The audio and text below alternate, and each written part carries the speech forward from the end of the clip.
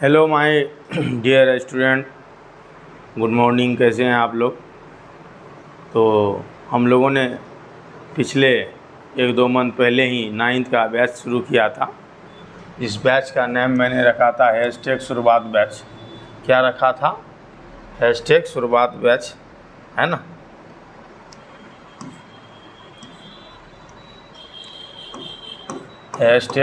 #शुरुआत बैच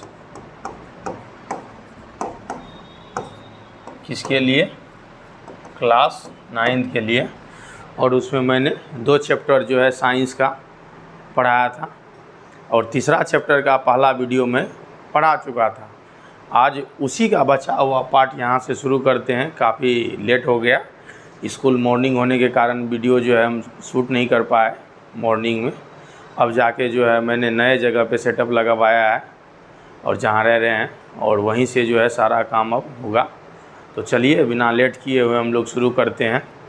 तो ये बैच जो है ये क्लास 9th के बच्चों के लिए है। इसमें अभी साइंस जो है शुरू किए हुए हैं। साइंस जैसे ही समाप्त होगा उसके बाद फिर मैथ्स लाएंगे, फिर SST लाएंगे और भी जो सब्जेक्ट हो पाएगा टाइम के हिसाब से वो सारा सब्जेक्ट हम लेके आएंगे। तो फ़िलहाल अभी जो सब्जेक्ट है वो सब्जेक्ट हम लोगों का क्या है? तो वो सब्जेक्ट है साइंस। साइंस हम लोग देखते हैं। साइंस का ये तीसरा चैप्टर है जिसका क्या नाम है? परमाणु और अणु। क्या नाम है? परमाणु और अणु। परमाणु अणु में हम लोगों ने परमाणु और अणु के डेफिनेशन को देखा। साथ ही साथ हम लोगों ने किस तरह से रासायनिक संयोग होता है उस सब चीज़ों को देखा। आज हम लोग विस्तार से रासायनिक संयोग के नियम को पढ़ेंगे। रासायनिक संयोग के नियम को पढ़ेंगे। रासायनिक संयोग का नियम क्या होता है? रासायनिक संयोग का नियम किसे कहते हैं? जब केमिस्ट्री में कोई पदार्थ बनता है दो भिन्न पदार्थों से तो आपस में अभिक्रिया करती है, आपस में संयोग करता है। उसके संयोग के कुछ शर्त होते हैं, उसके संयोग के कुछ नियम होते हैं। उसको ही हम लोग क्या कहते हैं साधारण भाषा में? रासायनिक संयोग के नियम। ठीक है। जब दो या दो से अधिक पदार्थ आपस में मिलते हैं और नए पदार्थों का निर्माण करते हैं तो उस नए पदार्थों के निर्माण के लिए कुछ शर्त की ज़रूरत होती है, कुछ नियम की ज़रूरत होती है। उसी चीज़ को हम लोग कहते हैं रासायनिक संयोग के नियम। क्या कहते हैं? रासायनिक संयोग के नियम कहते हैं। ठीक है। क्या कहते हैं? रासायनिक संयोग के नियम कहते हैं। ठीक है। तो चलिए हम लोग देखते हैं अब रासायनिक संयोग के नियम के बारे में हम लोग पढ़ेंगे। ठीक है। रासायनिक संयोग के नियम को हम लोग देखेंगे। ठीक है, ठीक ना। तो चलिए शुरू करते हैं। रासायनिक संयोग के नियम क्या लिखा हुआ है यहाँ पे? रासायनिक संयोग के नियम। किन्हीं दो या दो से अधिक पदार्थों के बीच रासायनिक अभिक्रिया कुछ सिद्धांतों पर आधारित होती है और इन सिद्धांतों को रासायनिक संयोग के नियम कहते हैं। सिद्धांत क्या होता है? सिद्धांत एक प्रकार का नियम होता है। सिद्धांत क्या होता है? तो सिद्धांत एक प्रकार का नियम होता है। ठीक है, इस चीज़ का ख्याल रखेंगे आप लोग। और उन्हीं सिद्धांतों के आधार पर ये रासायनिक अभिक्रिया होती है, ये रासायनिक अभिक्रिया होती है। तो चलिए हम लोग इस चीज़ को देखें, जाने, समझें। ठीक है, हम लोग इस चीज़ को देखेंगे, जानेंगे, समझेंगे, एक एक करके देखेंगे। ये जो दिख रहा, ठीक है। तो सबसे पहला चीज़ जो है वो क्या है? ठीक है,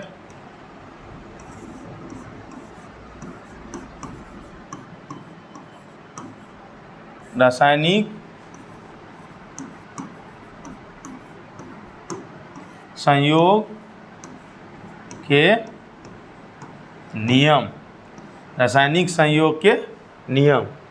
अब ये रासायनिक संयोग का नियम क्या होता है? मान लीजिए एक पदार्थ ये है और दूसरा पदार्थ क्या है? B है और ये दोनों मिलके क्या बना रहा है?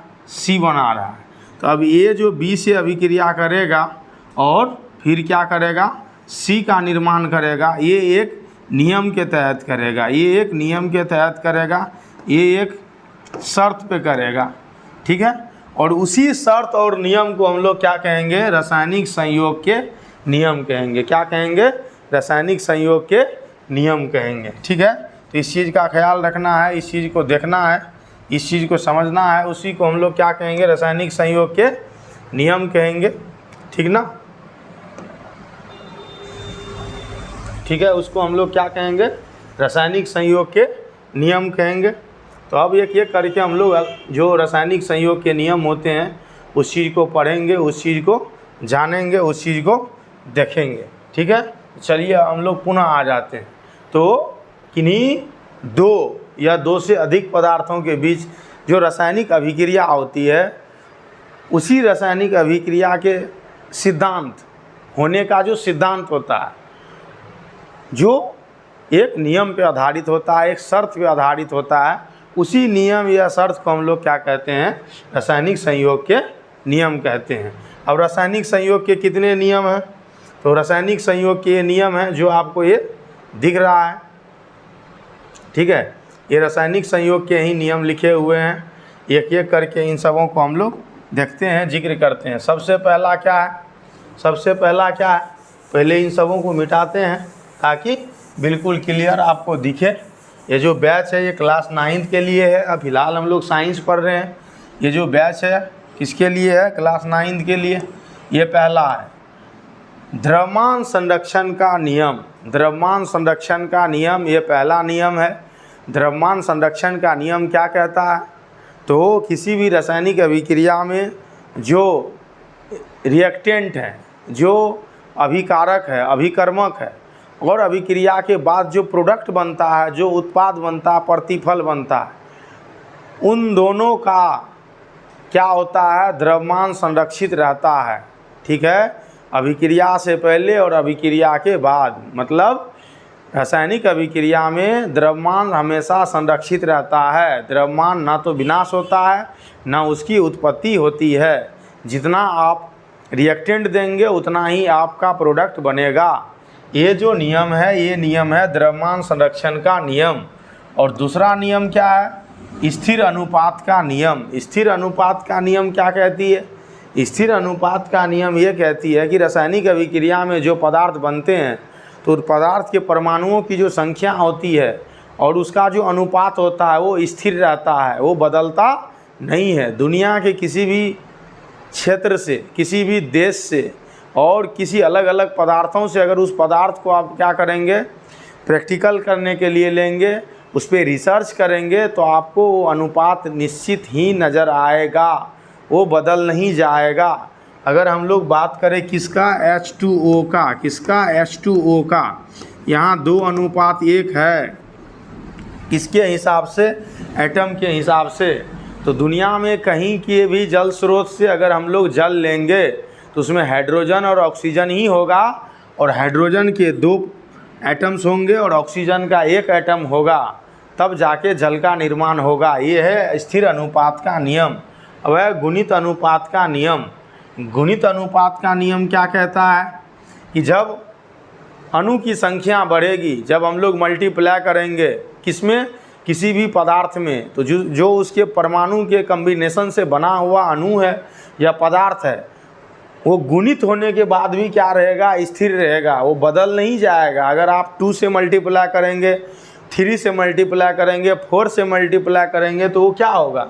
इसके जो मोलर मास है वो बढ़ेगा, वो मोलर मास जो है वो बढ़ेगा गुणात्मक रूप में, लेकिन अनुपात जो है वो क्या होगा? स्थिर ही रहेगा। तो ये है गुणित अनुपात का नियम, मतलब गुणात्मक वैल्यू के बाद भी अनुपात स्थिर रहना है। ठीक है, उसके बाद चले आइए आप चौथे नंबर पे पारस्परिक अनुपात का नियम। पारस्परिक अनुपात का नियम क्या है? तो परमाणु आपस में एक परस्पर संबंध के साथ क्या करता है? संयोग करता है। क्या करता है? संयोग करता है, और संयोग करने के बाद जो है क्या करता है? नए पदार्थों का निर्माण करता है। तो ये है 1, 2, 3, इसको हम लोग 11th में पढ़ते हैं, इसलिए यहाँ लिखा हुआ है कि इसका अध्ययन उच्च कक्षाओं में किया जाता है। फिर भी आप थोड़ा सा इंट्रोडक्शन देख लीजिए। उसके बाद क्या है? 5 गैलुसेक का गैसीय आयतनों का नियम। गैलुसेक कौन है? तो गैलुसेक हमारे साइंटिस्ट हैं, वैज्ञानिक हैं। उन्होंने क्या किया है? तो कोई भी पदार्थ जो गैसीय फॉर्म में हो, गैसीय रूप में हो, उसकी अवस्था जो है गैसीय हो, उस गैसीय अवस्था में उसका जो आयतन होगा, उस आयतन से रिलेटेड नियम उन्होंने दिया है, जिसको हम लोग क्या कहते हैं? गैलुसेक के गैसीय अनुपात का नियम। यहाँ जो हम लोगों को पढ़ना है वो द्रव्यमान संरक्षण का सिद्धांत पढ़ना है, और दूसरा स्थिर अनुपात का नियम पढ़ना है। क्लास 9th में ये 2 ही पढ़ना है। बचा हुआ जो ये है 3, ये 3 के 3 अपने को 11th में पढ़ना है।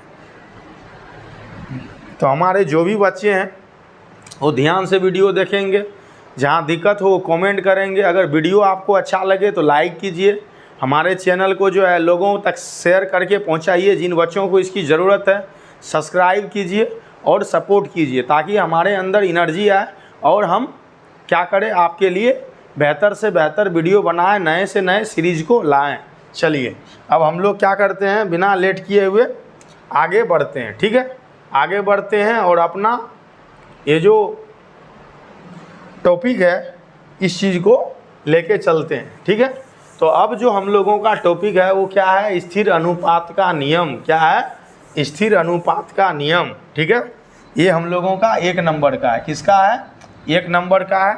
इस चीज़ को हम लोग देखेंगे, जानेंगे और समझेंगे। पहला, इस नियम के अनुसार द्रव्यमान का सृजन या विनाश संभव नहीं है। सृजन का मतलब होता है उत्पन्न होना, पैदा होना। विनाश मतलब तो आप लोग समझते ही हैं, बर्बाद हो जाना, नष्ट हो जाना, खत्म हो जाना, तबाह हो जाना। तो रासायनिक अभिक्रिया में जो द्रव्यमान है परमाणुओं का, अणुओं का, रिएक्टेंट में और प्रोडक्ट में, वो ना तो बढ़ता है ना तो घटता है, वो स्थिर रहता है। न सृजन होता है न उसका विनाश होता है। पहला लाइन ये है। दूसरा क्या कहता है, किसी भी रासायनिक अभिक्रिया के लिए इस नियम का उपयोग निम्नलिखित तरीकों से किया जाता है। इस नियम का उपयोग कैसे करते हैं, तो हमारे बहुत बड़े साइंटिस्ट थे, उनका नाम था डाल्टन। क्या नाम था, डाल्टन। डाल्टन ने परमाणु का सिद्धांत दिया था और डाल्टन ने इस चीज़ के बारे में भी बताया था। तो आज भी जब हम लोग रासायनिक अभिक्रिया को पढ़ते हैं, रासायनिक समीकरण को लिखते हैं, तो रासायनिक समीकरण को बैलेंस करते हैं, संतुलित करते हैं। क्यों करते हैं संतुलित, इसीलिए संतुलित करते हैं कि उनका द्रव्यमान संरक्षण का जो सिद्धांत है, नियम है, उसका पालन हो सके। क्या हो सके, पालन हो सके। एज फॉर एग्जाम्पल के तौर पे आप देखिए, चीज़ों को समझिए, चीज़ों को समझिए। ये हम लोग कैसे करते हैं, ये कैसे होता है। ठीक है, ये कैसे होता है। अभी हम लोगों ने थीम को चेंज किया था, फिर ये जो है अचानक कैसे गायब हो गया। अब देखिए ये कैसे होता है। अगर हम लोग लिखते हैं H2 + O2 2H2O, ठीक है। अब 2H2O, यहाँ पे देख लीजिए हाइड्रोजन कितना है, 2 है, और यहाँ पे ऑक्सीजन कितना है, 2 है। लेकिन यहाँ पे देखिए ऑक्सीजन कितना है, 2 है, लेकिन हाइड्रोजन कितना है, तो 4 हो गया। अब इस 4 को करने के लिए हम लोग क्या करते हैं, हम लोग यहाँ पे 2 लगा देते हैं, 2 लगा देते हैं। अब नंबर ऑफ एटम्स अगर यहाँ पे देखेंगे किस चीज़ में, तो रिएक्टेंट में। किस में, ये जो अभिकारक का साइड है उसमें, और दूसरे तरफ ये जो हम लोगों का किसका साइड है, उस उत्पाद का साइड है उसमें। तो ये दोनों के दोनों क्या है, बराबर है। परमाणुओं की संख्या भी बराबर है और अणुओं की संख्या भी बराबर है। तो ये क्या है, ये एक संतुलित समीकरण है, संतुलित अभिक्रिया है। ये क्यों है, तो द्रव्यमान संरक्षण के सिद्धांत का पालन करने के लिए है। अब जैसे देखिए कैसे, अगर आपको नहीं समझ में आ रहा है तो कैसे, तो देखिए इसको छोटा करके हम आपको बताते हैं। जैसे ही इसको छोटा करेंगे तब जाके आपको ये समझ में आएगा। अब देखिए हाइड्रोजन कितना है यहाँ पे, तो हाइड्रोजन है कितना, 2। एक हाइड्रोजन का मास कितना होता है, 1, तो 2 हाइड्रोजन का मास कितना हो गया, 2 हो गया। ठीक है, कितना हो गया, 2 हो गया। और ऐसा कितना है, तो 2 है, तो 2 × 2 टोटल कितना हो गया, 4 हो गया। एक ऑक्सीजन का कितना होता है, ऑक्सीजन के लिए आप देखिए, तो एक ऑक्सीजन का कितना होता है, तो 16 होता है। 2 ऑक्सीजन हो गया तो 16 दूना कितना हो गया,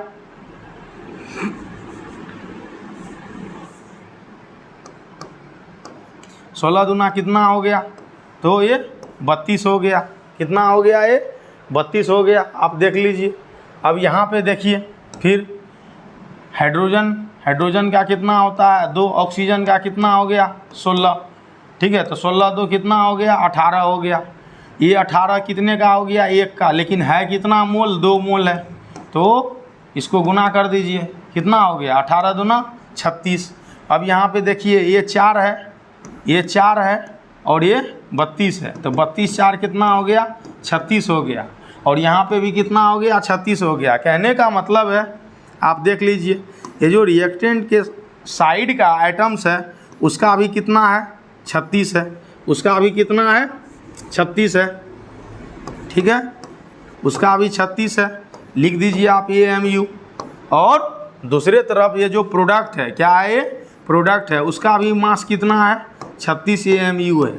तो इससे क्या पता चलता है, इससे ये पता चलता है कि यहाँ पे द्रव्यमान संरक्षण के सिद्धांत का नियम का पालन हो रहा है, तब जाके ही अभिकारक के तरफ भी कितना है 36 है, और जो प्रोडक्ट है, जो उत्पाद है, उसके तरफ भी क्या है 36 है। और इस तरह से हम लोग क्या करते हैं, किसी भी रासायनिक समीकरण में जो एटम्स मॉलिक्यूल्स भाग लिया है, उस एटम्स मॉलिक्यूल्स को क्या करते हैं, उसका द्रव्यमान निकालते हैं और चेक करते हैं दोनों तरफ बराबर है या नहीं है। जब बराबर है तब वो द्रव्यमान संरक्षण के सिद्धांतों का क्या करता है, पालन करता है। तो ये है। अब हम लोग फिर अपने स्लाइड पे आते हैं कि स्लाइड क्या कहती है। चलिए, स्लाइड क्या कहती है, किसी भी रासायनिक अभिक्रिया के दौरान पदार्थों का द्रव्यमान का जोड़ उस अभिक्रिया के उत्पादों के द्रव्यमान के जोड़ के बराबर होता है। कहने का मतलब क्या है, देख लीजिए, सपोज कीजिए ये A है और A का मास कितना है, तो A का मास कितना है, अभी देख लिए 4 AMU है, कितना है 4 AMU है, और B का कितना है, मान के चलिए आप 16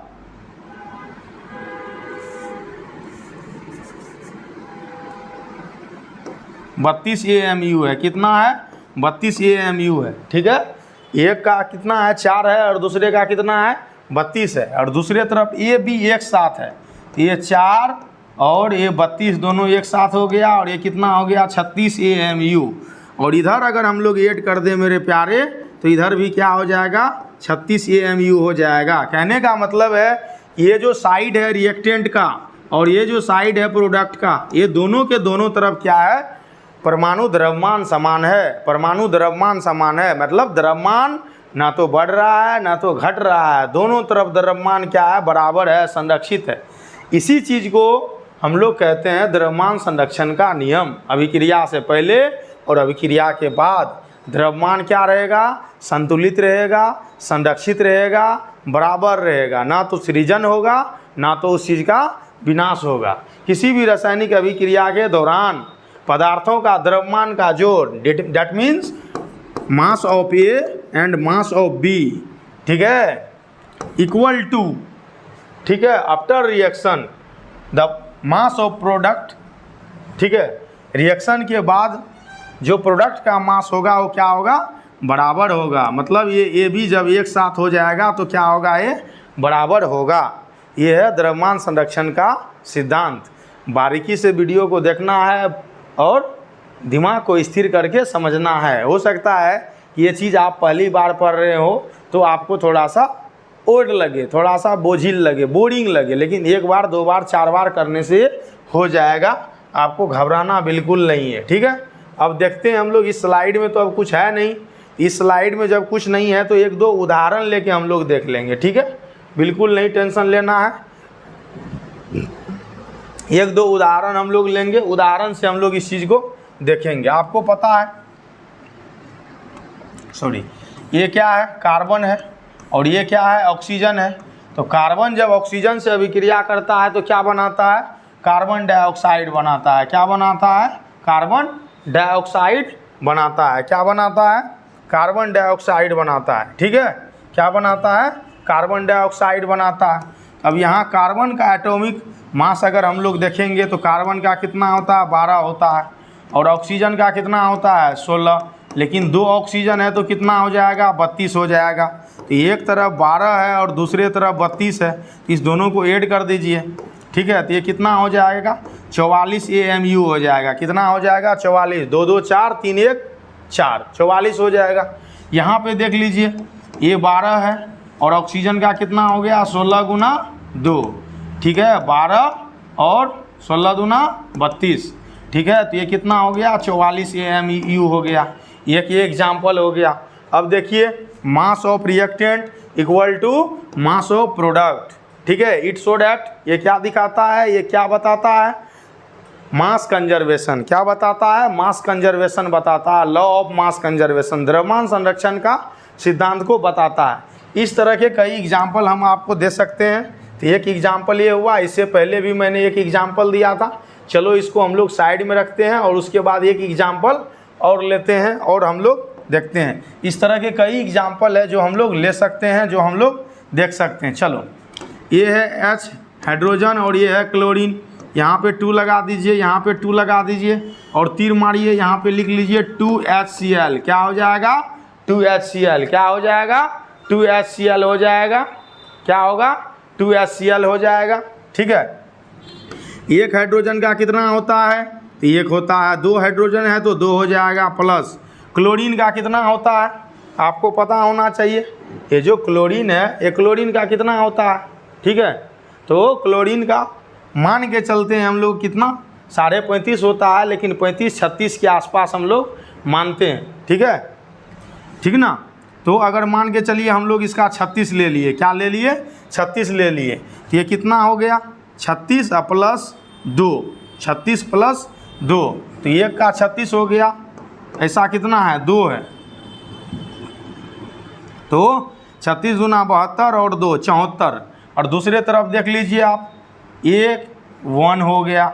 और क्लोरीन का कितना मैंने आपको बताया था, अभी 36 बताया था, तो कितना हो गया, 37 हो गया।